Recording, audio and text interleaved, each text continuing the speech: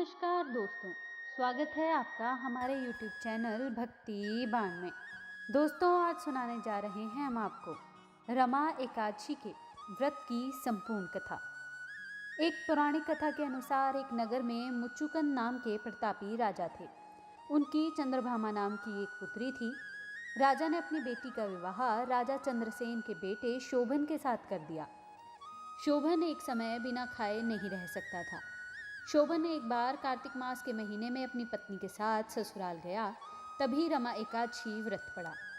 चंद्रभामा के गृह राज्य में सभी रमा एकादशी का नियम पूर्वक व्रत रखते थे और ऐसा ही करने के लिए शोभन से भी कहा गया। शोभन इस बात को लेकर परेशान हो गया कि वह एक पल भी भूखा नहीं रह सकता, तो वह रमा एकादशी का व्रत कैसे करेगा। वह इसी परेशानी के साथ पत्नी के पास गया और उपाय बताने के लिए कहा।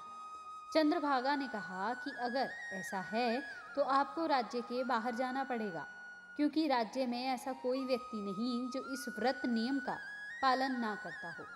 यहाँ तक कि इस दिन राज्य के जीव जंतु भी भोजन नहीं करते हैं।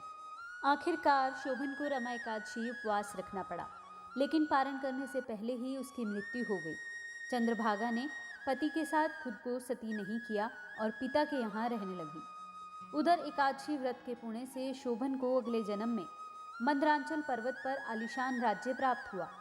एक बार मुचुकुंदपुर के ब्राह्मण तीर्थ यात्रा पर शोभन के दिव्य नगर पहुंचे। उन्होंने सिंहासन पर विराजमान शोभन को देखते ही पहचान लिया। ब्राह्मणों को देखकर शोभन सिंहासन से उठे और पूछा कि यह सब कैसे हुआ।